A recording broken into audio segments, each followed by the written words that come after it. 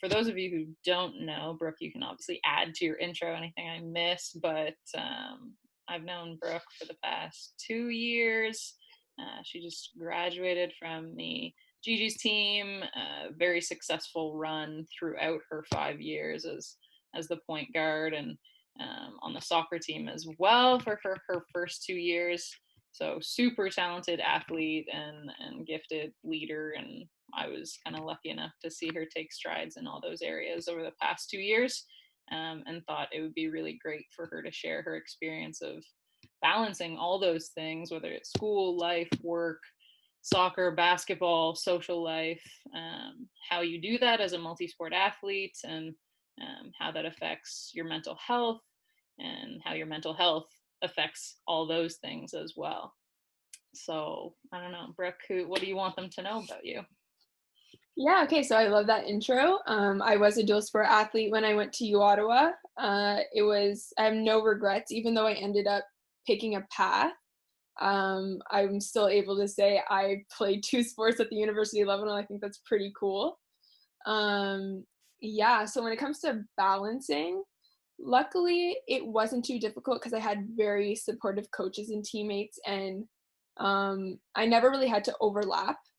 So, and I know Michelle, like Sophie, when she's playing rugby and then she goes to basketball. That was the same thing with me. Like when I had my soccer season, I didn't really do anything with basketball.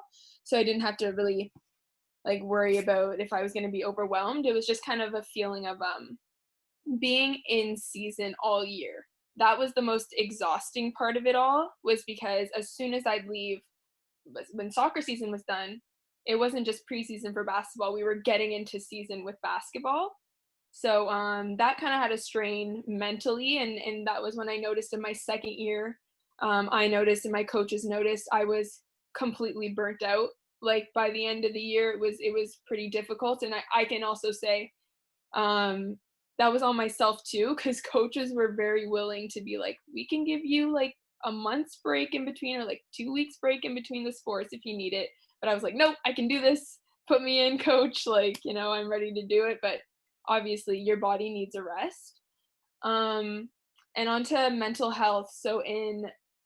I've always kind of like struggled with mental health. It's been something that's, I've been issue, I guess. But in my second last year, so my fourth year, when I was kind of like at my worst, that's when I started to see other things around me trickle down. So school, um, relationships with other people, I was a little bit more distant. And luckily though, I did have basketball, and it was kind of my outlet for everything. It was always just like a good environment when I went to the basketball team. I never really had anything in my mind. It was basically just a free space to just let everything out. Um, when I was a dual sport athlete, I wasn't really dealing too much with mental health and having to kind of tackle that too. I was kind of in a decent headspace. It wasn't until the end of my second year, though, when I was getting that burnt out feeling, that again my school started to go down, because I was just exhausted. Like there's no like strength to do anything at that point. Even playing basketball at that point was difficult. Like usually I can say I always have basketball, but even that was really exhausting for me. But other than that, I know that sounded pretty negative, but other than that, I have no regrets. Like it was amazing experience, and I feel like if I didn't go through those things, I wouldn't have like made myself into like the person I am today. So yeah.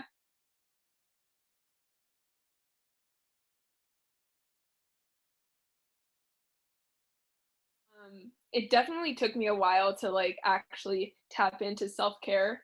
I have always I'm like the worst with that kind of stuff, even when it comes to preventing injury. Like I hate physio, I hate ice baths. Like I'm not that type of person. But it was in my last year where obviously, you feel the aches and pains, but then at that time I was also dealing with a lot of stuff mentally. I went to therapy, and I know that seems like such an extreme like that's not just you can put a face mask on and relax, but like I actually took steps to go and seek help. And I think that was the biggest game changer for me, for sure. Like that was my biggest stride into making everything around me easier too, just having that person to talk to. And I think that's what being a varsity athlete, and even now athletes in high school, they have a sports psych, which is amazing. I think that's like so important. So I really took advantage of that in my last year, which helped me out a lot for sure. And I think that's what I probably would regret the most is I didn't take advantage of that. Like I did in my first year because it was a mandatory thing, and then it kind of died down as the years went on. And I really didn't take advantage of it. And I think every athlete, like, yeah, even if you suffer with mental health or not, I think there's just so much strain on you when you're a varsity athlete, especially like you just need to talk to someone, and like never feel like you're a burden to your teammates or your coaches, but they're dealing with stuff too. So I think if you know that there's someone who specifically wants to help you out, you should totally just take advantage of that.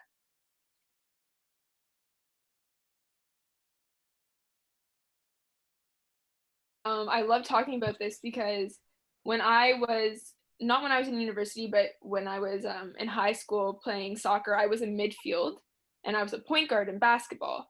And midfield, you have to see this huge field. You're the passer, you're the facilitator. It's basically like a very similar role to being a point guard. And I don't know if you guys see me play, I'm all about passing. Like I love my court vision is I would say it's A1. Okay, I have pretty good court vision, and I can totally just say like that's because of soccer. Like I know for a fact because I've always had to see this huge court or huge field that like when I was on the basketball court it was smaller and it was just really easy for me to see everything. And also just kind of like my passing too in soccer, I'm such like a lead the player with a pass type of person that trickled into basketball. I can attest that her passing game is great. Thank you. Assist for the win.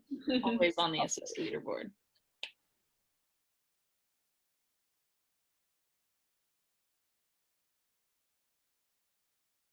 Queen's fourth year. You were thinking that one too, eh, Claire? No, that was my favorite game just because I had a really good shooting game. That was good. Favorite game. Honestly, favorite game ever was the bronze medal win in my fourth year. That's just a game that like I could never forget. It was the most character like I've ever seen in like myself and my team. Yeah, I get like emotional talking about it.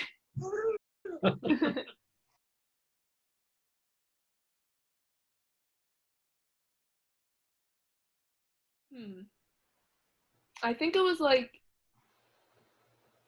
there was something about that the feeling of that game. It was you I don't know how to say this without sounding super negative, but just you always have to work for your top position. Like you can't just be called the number one team in the country and expect things to go smoothly for you. And I think that's something that kind of hit us in that last game. And like you said, everybody expected us to go further than we did. And I think like people just expect us to even have like a better season than we did, not knowing stuff that was going on behind the scenes. There was a lot of other stuff that was going on with that team. But I think it's just like, you can't just rely on like, oh, everybody's talking this high game about us. We got this in the bag. You always just have to come and ready to play. And I think that's what I learned most about that last game. I didn't feel comfortable with the game. I wouldn't say that was like something that was going on in my head. But when I look back on it, I think we had this feeling of guaranteed making it to nationals, and that was a mindset you can't really have.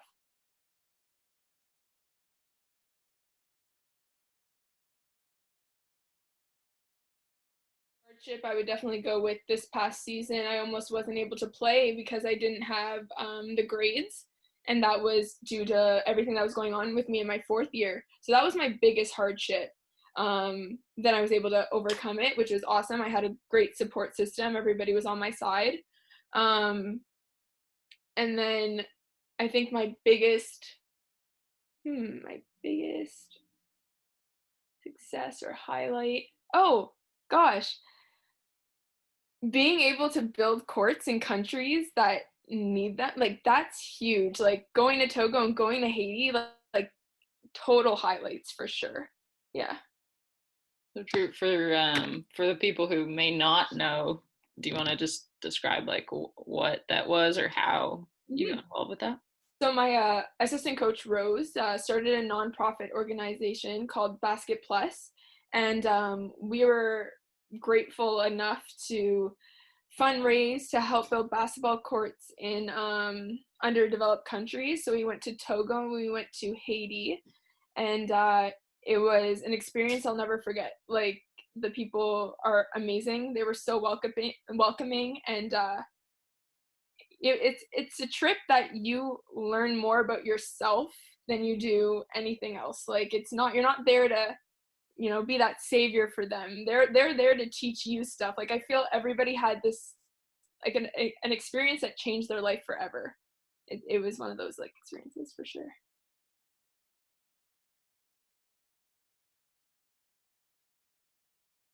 It's still a struggle. I wouldn't say, it just goes away when you're done, like, having stress. I think it's just something that you always kind of have to work on. It's just kind of being a human. But I can definitely say it does kind of help when I'm not stressed about basketball, or I still have a couple summer classes, but when I'm not stressed about basketball, that's something that would always kind of stress me out. It's pretty stressful. It does feel a little nice. It's just having that one less stress that would kind of make things go a little bit worse, but yeah.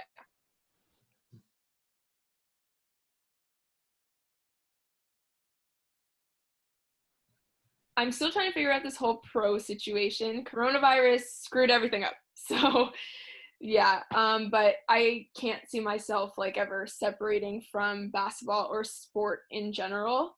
I think I just love the community too much. And I know so many people, even like younger than me, who I want to see develop into great players. So I just want to be someone who can, like, always be kind of a role model and always help someone out. Like, I love helping out at camps. That's something that I want to continue to do. I'm even thinking of helping out with soccer again, So I just love sport.